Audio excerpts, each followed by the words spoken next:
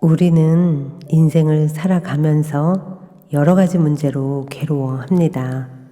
자식 때문에, 부모 때문에, 남편과 아내 때문에, 형제나 친척, 친구 때문에 괴롭다고 합니다. 또 부모가, 자식이나 남편이, 아내가 나를 속박한다고 생각합니다. 그래서 이런 괴로움과 속박에서 벗어나고 싶어 합니다. 사람을 비롯한 생명을 가진 존재는 모두 다 이러한 괴로움과 속박에서 벗어나고 싶어 합니다. 그런데 실제는 어떤가요? 우리는 과연 얼마만큼 이런 괴로움과 속박에서 벗어난 삶을 살고 있나요? 괴로움과 속박에서 벗어나려면 우선 이런 괴로움과 속박이 어디에서 생겼는지 알아야 합니다. 보통 사람들은 이렇게 말합니다. 배우자를 잘못 만나서, 자식이 못나서, 부모가 무능해서, 친구가 문제가 있어서 이런 식으로 다른 사람 탓을 합니다. 또 돈이 없어서, 물려받은 재산이 없어서, 직업이 보잘것 없어서요, 신분이 낮아서요, 인류대학을 못 나와서 라고 말하기도 합니다. 그래서 이런 괴로움과 속박에서 자유로워지려고 행복해지려면 좀 더 좋은 남편, 좋은 아내, 좋은 자식, 좋은 부모, 좋은 친구가 있어야 한다고 생각을 하고 계십니다.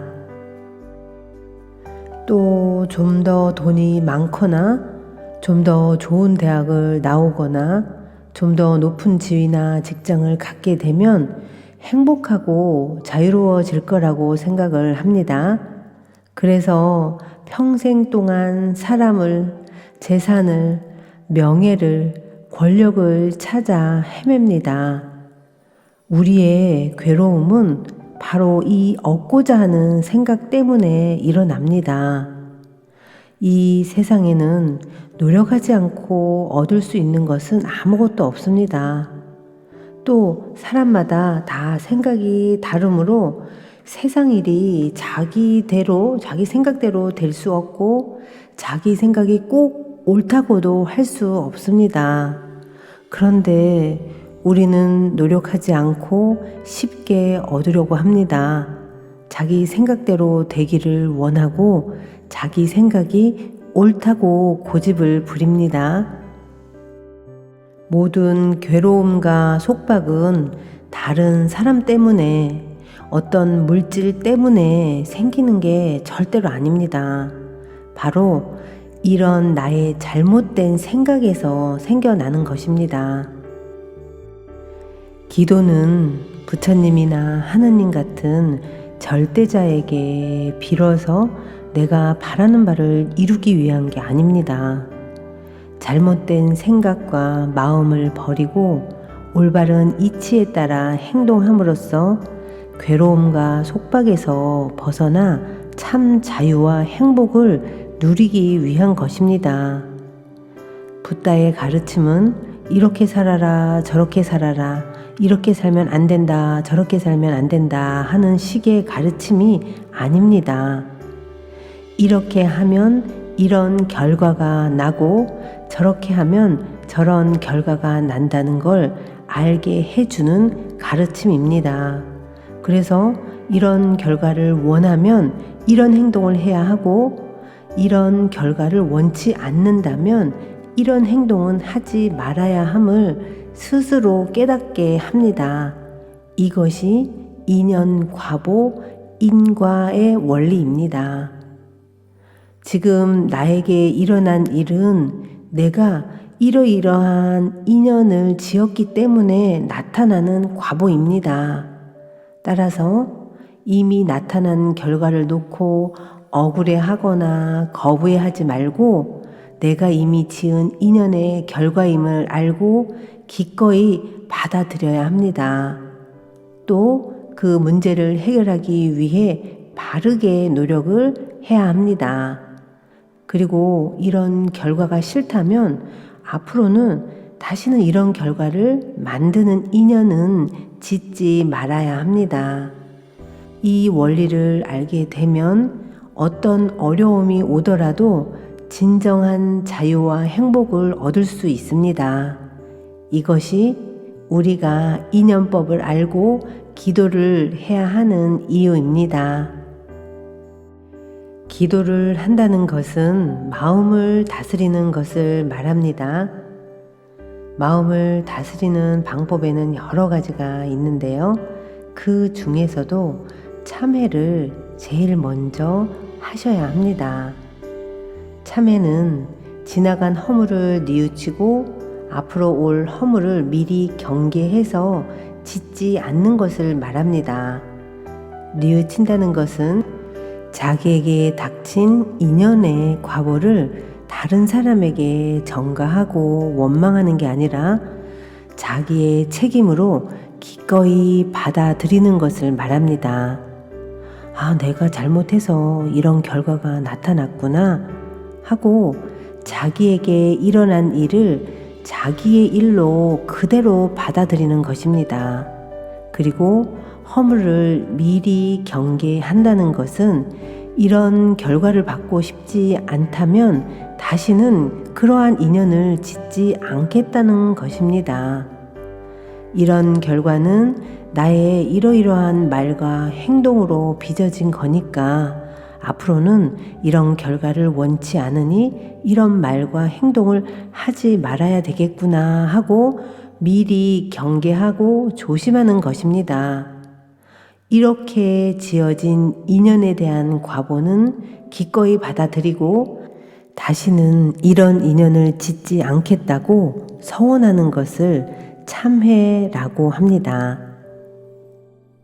내 마음의 괴로움을 가만히 들여다 봅시다. 화가 많이 납니다. 아이가 학교 갔다 와서 숙제도 안 하고 텔레비전만 보고 있어서 화가 납니다. 남편이 술을 마시고 늦게 들어와서 화가 납니다. 아내가 아이들은 돌보지 않고 자주 외출을 해서 화가 납니다. 부모님이 잔소리를 해서 화가 납니다.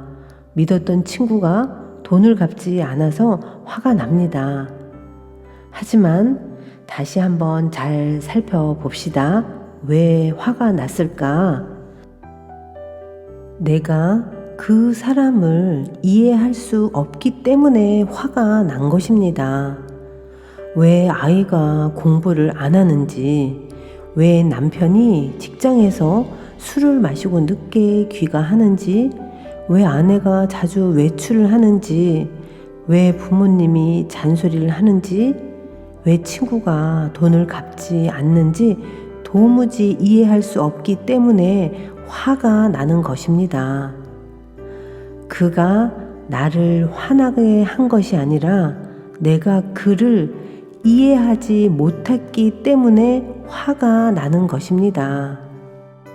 상대의 마음을 이해하지 못하는 것은 나를 중심에 놓고 생각하기 때문입니다. 상대가 내 마음을 이해해 주기만을 바라고 정작 나는 상대의 마음을 이해하려 하지 않기 때문입니다. 내 마음을 좀 알아줘. 이렇게 상대에게 자기 마음을 알아달라고 요구만 하는 겁니다. 도대체 네가 왜 그러는지 모르겠어. 이 말은 나는 너를 이해하고 싶지 않아. 나에게는 너를 이해하려는 마음이 없어. 이 말입니다. 이럴 땐 우리 마음의 상태는 어떠한가요? 가슴이 답답해집니다. 말소리는 점점 더 신경질적으로 됩니다. 얼굴이 굳어집니다. 그래서 잠도 안 옵니다. 이런 것을 괴로움이라고 합니다. 그러면 이 괴로움은 어떻게 해야 해결이 될까요? 모든 사람들이 다 내 마음을 잘 이해해서 아이는 공부 잘하고 남편은 집에 일찍 들어오고 아내는 집을 안 비우고 부모님은 잔소리를 안 하고 친구는 빌려간 돈을 갚고 이러면 해결이 되는 걸까요? 만약 이것이 사실이라면 내 인생의 행복과 불행은 상대방이 지고 있는 겁니다. 상대가 어떻게 말하고 행동하느냐에 따라 내가 행복해지기도 하고 불행해지기도 합니다. 이것이 과연 주체적인 삶일까요? 그러한 인생은 이미 나의 인생이라고 말할 수 없습니다. 누군가의 말과 행동에 딸린 종속적인 삶일 뿐입니다. 생각을 한번 뒤집어 보세요. 아이가 오늘 학교에서 안 좋은 일이 있어서 집에 와서는 텔레비전만 보고 있구나. 회사에서 스트레스를 받아서 술을 마셨구나. 그래서 아내가 집을 비웠구나. 친구가 그런 이유가 있어서 돈을 못 갚았구나. 이렇게 뭐뭐 했구나 하고 상대의 마음을 이해하고 받아들이면 내 마음이 편안해지고 괴로움이 사라집니다. 찡그렸던 인상이 펴지고 목소리가 부드러워집니다. 내가 더 자유로워지고 행복해집니다. 상대의 말이나 행동이 내 삶에 큰 영향을 주지 못합니다.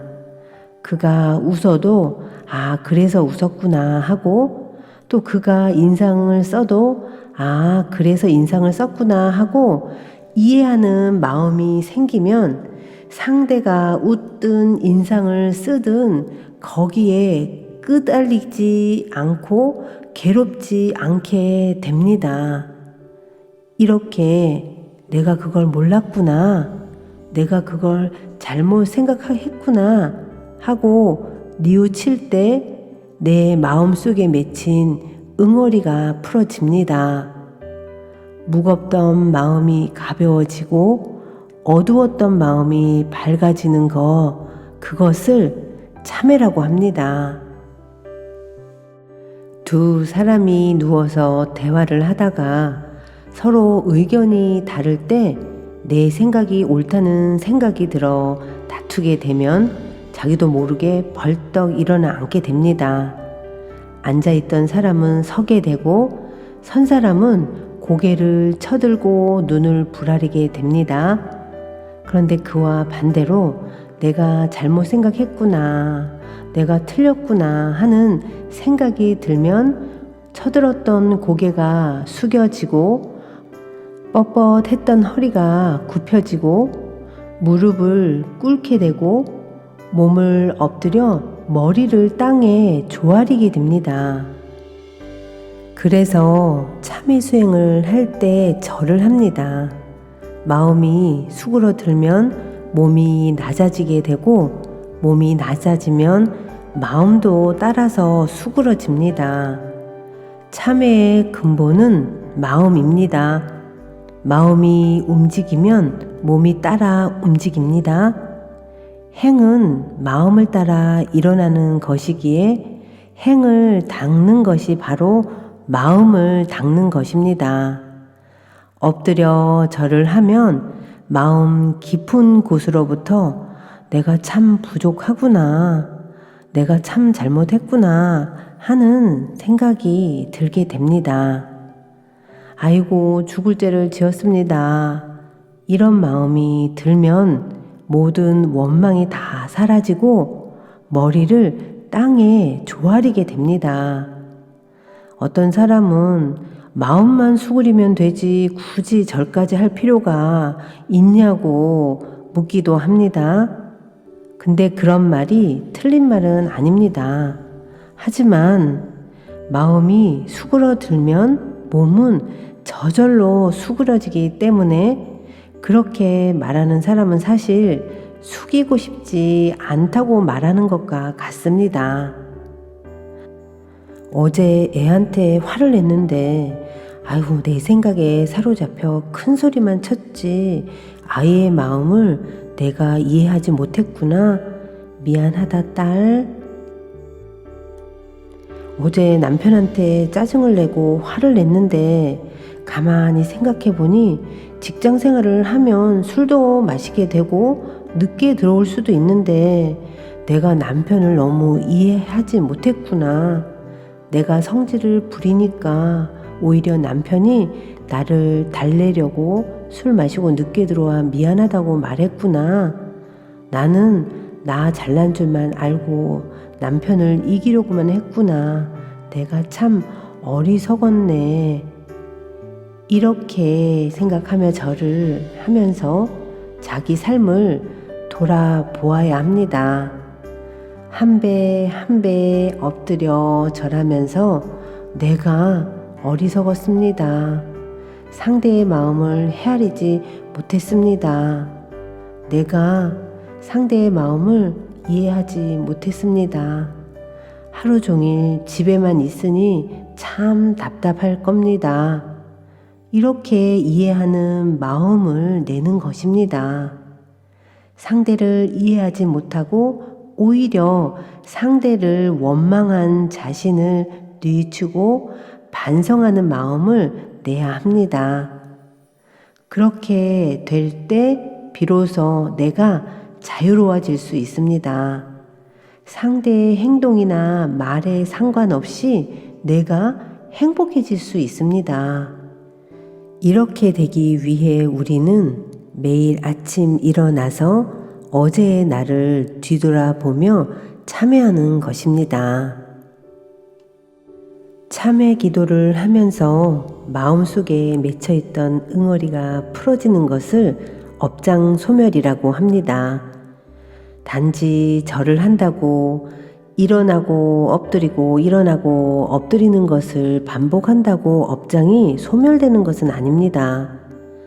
마음속에 응어리진 것이 업장이고 그것을 뉘우쳐 마음이 풀어지는 것이 업장 소멸입니다. 그리고 앞으로는 그 사람이 그렇게 행동하더라도 내가 또 내 생각에 사로잡혀 그런 어리석은 행동을 하지 말아야겠구나, 이렇게 마음을 다잡는 것이 앞으로 올 허물을 경계하는 것입니다. 매일 참회 기도를 하게 되면 어제 같았으면 화냈을 일을 오늘은 화내지 않게 되고 슬피 울었을 일을 울지 않게 됩니다. 혹시 화를 냈다 하더라도 어제처럼 하루 종일 그 생각으로 괴로워하지 않고 내가 또 내 생각에 사로잡혔구나 하고 금방 뉘우치게 됩니다. 그래서 그만큼 괴로움과 속박은 사라지고 자유와 행복은 더 커집니다. 이것이 우리가 매일매일 기도하는 이유입니다. 하지만 그렇다고 매일 정해진 시간에 참회 기도를 하지 않는다고 해서 그 사람은 수행을 하지 않는다라고 말할 수는 없습니다. 언제 어디서 어떠한 상황에 부딪히든 일어나는 마음을 바로 알아차릴 수 있다면 그것이 바로 수행이고 기도입니다. 그러면 기도를 제대로 하려면 어떻게 해야 할까요? 우선 자기 마음속에 깊이 맺혀 있는 업장이 무엇인지를 알아야 합니다. 예를 들면 아이가 엄마 말을 안 듣고 공부를 안 해서 괴롭습니다. 그래서 우리 아이가 잘 되게 해주십시오 라고 기도를 합니다. 그런데 우리 아이 잘 되게 해주십시오 라고 기도를 한다고 아이가 잘 되는 게 아닙니다. 아이가 왜 엄마 말을 안 듣고 공부를 안 하는지 원인을 살펴보아야 합니다. 그래서 살펴보았더니 엄마가 아이에게 바라는 것이 많습니다. 평소 남편에 대한 기대가 충족되지 않아서 불만이 쌓이고 그런 남편에 대한 의지심이나 기대 같은 것이 아이에게로 쏠리게 된 것입니다.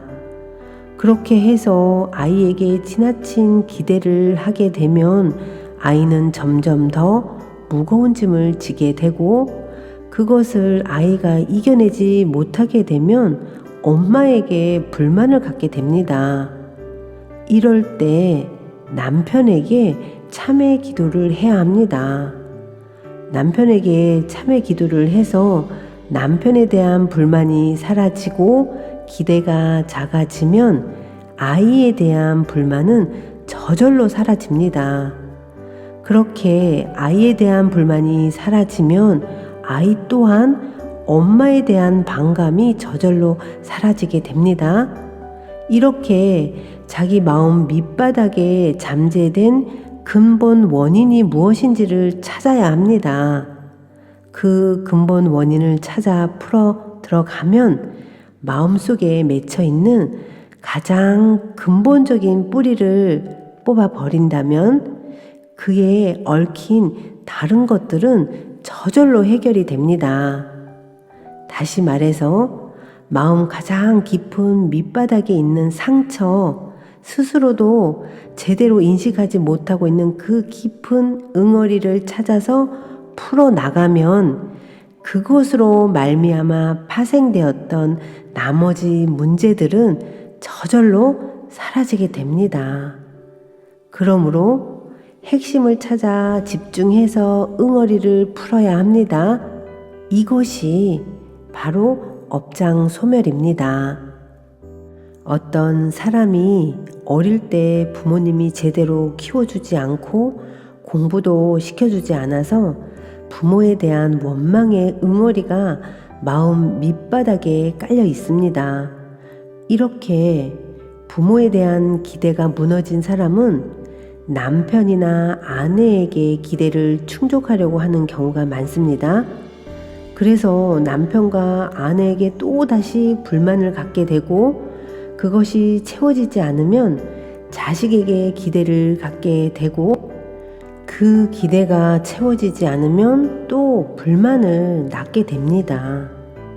이렇게 해서 지금 드러난 현상만으로 보면 자식과의 문제 같지만, 조금 더 깊게 살펴보면 남편이나 아내 문제, 좀 더 깊이 살펴보면 부모로부터 온 문제입니다.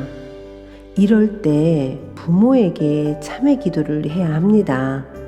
그래야 마음속 응어리가 풀어지게 됩니다. 이렇게 마음속 깊이 맺힌 응어리를 찾아서 그것이 풀어지도록 기도를 해야 업장이 소멸이 됩니다. 각자가 갖고 있는 고민이 무엇인지, 마음 깊이 맺힌 원망이 무엇인지 자기 마음의 밑바닥을 잘 관찰해서 그 업장이 소멸될 수 있는 기도를 하는 것이 중요합니다. 업장은 마음 깊숙이 자리 잡고 내 삶을 움직이게 만드는 팔자 프로그램입니다. 나의 말과 행동과 사고는 무의식적으로 업장에게 좌우됩니다.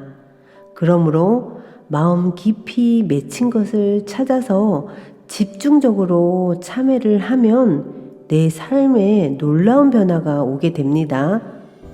우선 자신의 마음이 편안해집니다. 자신에 대한 이해의 폭이 넓어지면서 다른 사람의 행동이 이해가 됩니다. 다른 사람들과의 관계에서 별다른 문제가 없어지면서 세상이 아름답게 보여집니다. 이것이 바로 해탈의 길이고 열반의 길입니다. 누군가를 미워하고 원망하는 것은 자기가 지은 바 인연을 알지 못하기 때문입니다. 자기가 지은 인연을 알지 못하고 결과만을 가지고 보니까 자꾸 억울하고 분한 생각이 드는 겁니다. 자신이 지은 바 인연을 알게 되면 억울하고 분한 마음이 사라지게 됩니다. 이렇게 참회 수행을 하면 내 인생에 힘이 생깁니다. 몸이 안 아프고 뭐든지 일이 척척 잘 되고 남들에게 칭찬을 들어야 행복한 게 아닙니다. 자신의 인연 과보를 알고 수행하면 갖가지 병고에 시달리고 실패를 만나고 비난을 받아도 해탈할 수 있습니다. 거기에 자유의 길이 있고 행복의 길이 있습니다.